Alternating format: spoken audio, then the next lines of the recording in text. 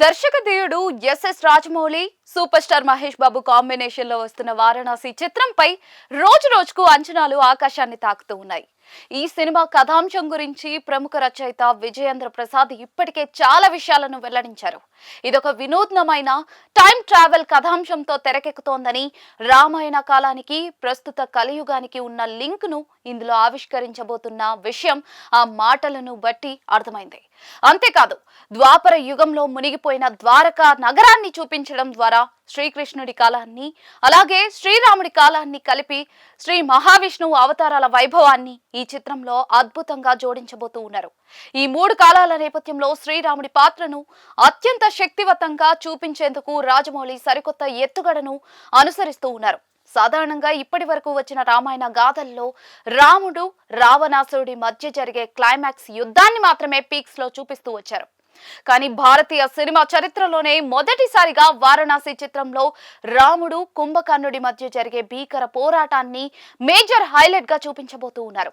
రావణ లంకపై రాముడు దండెత్తే క్రమంలో ఎదురయ్యే మరణం అన్నదే లేని అజేయుడైన కుంభకర్ణుడితో శ్రీరాముడు తలపడే ఈ ఎపిసోడ్ ఏకంగా 30 నిమిషాల పాటు సాగనుందని సమాచారం.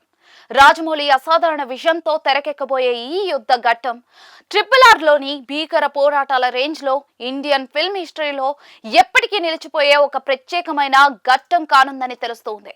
రామాయణ కథ ప్రకారం లంకాధిపతి అయిన రావణాసురుడు అధర్మ మార్గంలో సీతాదేవిని అపహరించుకున్నప్పుడు మహాసాధ్విని రక్షించడానికి శ్రీరాముడు వానర సైన్యంతో కలిసి లంకపై దండయాత్ర చేస్తాడు.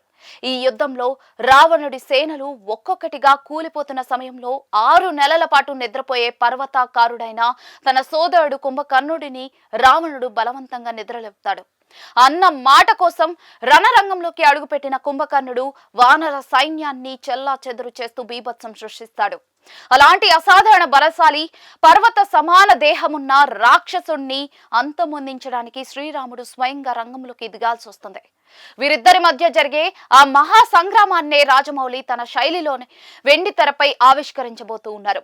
ఈ సినిమా విడుదలయ్యాక కుంభకర్ణుడి పాత్ర గురించి జనాలు గూగుల్లో వెతికే రేంజ్ లో మాస్టర్ స్టోరీ టెల్లర్ ఈ స్క్రిప్ట్ ను డిజైన్ చేశారు. అయితే ఈ 30 నిమిషాల కుంభకర్ణ రామ యుద్ధ సన్నివేశాన్ని కనుల విందుగా చూపించడం కోసం చిత్ర యూనిట్ భారీగా ఖర్చు చేస్తోందని ఫిల్మ్ నగర్ గుసగుసలు వినిపిస్తూ ఉన్నాయి. కేవలం ఈ ఒక్క ఫైట్ ఎపిసోడ్ విజువలైజేషన్ మరియు హై అండ్ VFX గ్రాఫిక్స్ కోసమే నిర్మాతలు దాదాపుగా 85 కోట్ల రూపాయల బడ్జెట్ ను కేటాయించినట్లుగా ఇండస్ట్రీ టాక్.